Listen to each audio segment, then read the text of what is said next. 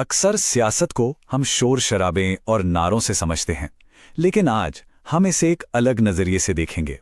Data, इतिहास और सबसे बढ़कर लोगों की अपनी आवाज के जरिए आज हम असम के ढिंग विधानसभा क्षेत्र की कहानी को परत दर परत खोलेंगे और समझेंगे कि जमीन पर राजनीतिक बदलाव की पटकथा लिखी कैसे जाती है।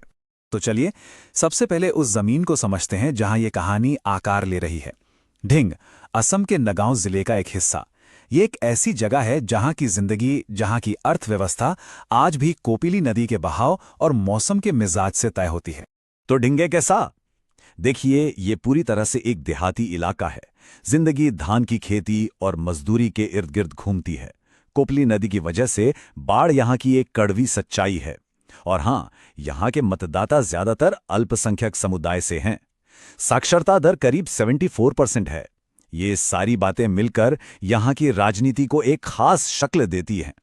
अब जरा इस एक नंबर पर गौर कीजिए, 89.6%। 2021 के चुनाव में ढिंग में इतने लोगों ने वोट डाला था। ये कोई मामूली आंकड़ा नहीं है। ये जबरदस्त भागीदारी बताती है कि यहाँ के लोग अपने सियासी हक को लेकर कितने जागरूक हैं और शायद बदलाव के लिए कितने बेचैन भी। तो 2021 में जब नतीजे आए तो तस्वीर कुछ ऐसी थी। AIUDF को मिली 70% से ज्यादा वोटों के साथ एक तरफा जीत।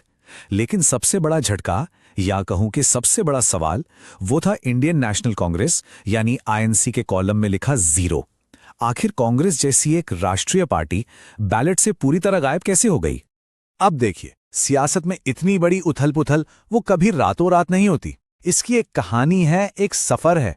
एक जमाना था 1991 से 2001 तक, जब ढिंग कांग्रेस का एक मजबूत किला हुआ करता था। लेकिन फिर आया 2006 का साल, एक टर्निंग पॉइंट, जब AIUDF ने बहुत मामूली अंतर से बाजी मार ली और उसके बाद कांग्रेस के लिए वापसी मुश्किल होती चली गई। आंकड़े झूठ नहीं बोलते। आइए इस टेबल में इस कहानी को और करीब से देखते हैं। 2001 में कांग्रेस 53% वोट पर थी।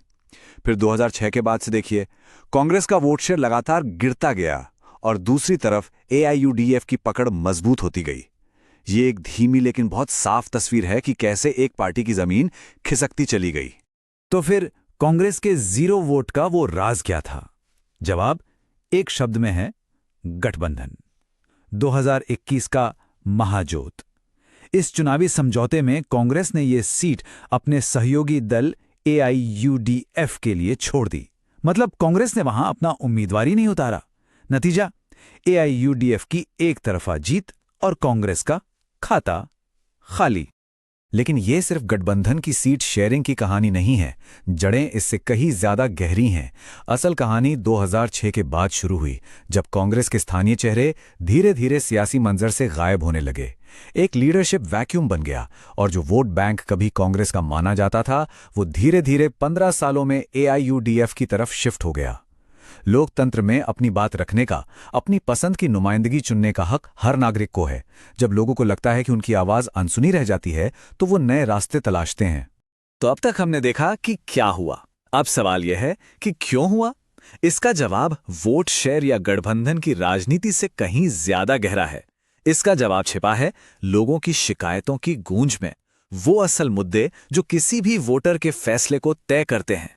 और उन शिकायतों में सबसे पहली और सबसे चुभने वाली आवाज जमीन से उठती है। जुलाई 2025 के एक बेदखली अभियान ने भूमिहीन मजदूरों के मन में गहरा डर बैठा दिया। उनकी आवाज में एक सीधा सवाल है, बेघरों के लिए कौन बोलेगा? ये सिर्फ एक सवाल नहीं, ये एक टीस है। और ये सिर्फ बेदखली का डर नहीं है। बात और भी बिगड़ जाती है जब मातब्बर सिंडिकेट की एंट्री होती है। ये वो स्थानीय दबंग हैं जिनके खिलाफ लोग शिकायत करते हैं कि वो जबरदस्ती जमीन हथियाते हैं, गरीब किसानों से वसूली करते हैं और प्रशासन चुप रहता है। ये लॉ एंड ऑर्डर पर एक बहुत बड़ा सवालिया निशान है।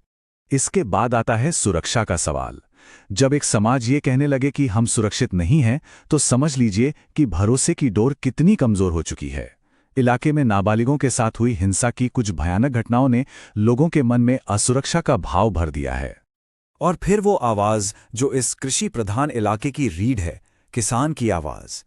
जून 2024 की बाढ़ ने 1000 हेक्टेयर से ज्यादा फसल तबाह कर दी और किसानों को लगता है कि उनकी सुनने वाला कोई नहीं।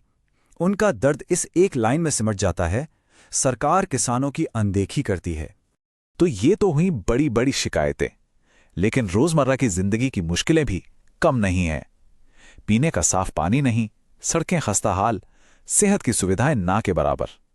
और सबसे बड़ी चिंता नौजवानों के लिए, ना अच्छी पढ़ाई का इंतजाम, ना रोजगार का कोई जरिया। ये एक ऐसी तस्वीर है जहां सिस्टम लोगों तक पहुंचने में नाकाम रहा है। तो ये जो पूरी तस्वीर हमने देखी, ये सिर्फ समस्याओं की लिस्ट नहीं है। राजनीति में हर शिकायत एक अवसर होती है। ये एक खुला मैदान है किसी भी उस सियासी ताकत के लिए जो वाकई में लोगों की बात सुनने और उस पर काम करने का इरादा रखती हो। तो अगर हम कांग्रेस के लिए एक स्ट्रेटेजिक आउटलुक देखें तो तस्वीर कैसी दिखती है? एक तरफ है कमजोरियां, कोई बड़ा स्थानीय नेता नहीं है, संगठन जमीन पर बिखर चुका है। लेकिन दूसरी तरफ है मौके, मौजूदा सरकार से लोगों की नाराजगी है और खबर है कि 2026 में AIUDF अकेले लड़ेगी। ये एक नए समीकरण का दरवाजा खोलता है। और यहीं पर ढींग की पूरी सियासत का निचोड़ आ जाता है। एक सीधा सा मंत्र, अगर जीत चाहते हो तो भरोसा जीतो। और यह भरोसा सिर्फ बातों से नहीं बनता, ये तब बनता है जब लोगों को लगे कि उनकी निजी जानकारी, उनकी पहचान सुरक्षित है। भारत का डेटा प्रोटेक्शन फ्रेमवर्क इसी भरोसे की नींव रखता है कि हर व्यक्ति की जानकारी की गरिमा का सम्मान हो। विश्वास बनाने के लिए एक अहम कदम है। तो सवाल उठता है कि यह भरोसा दोबारा कैसे बनाया जाए? इसका एक सीधा साधा जमीनी ब्लूप्रिंट है। पहला कदम, सीट पर सीधा मुकाबला करो और एक मजबूत, भरोसेमंद स्थानीय उम्मीदवार को सामने लाओ।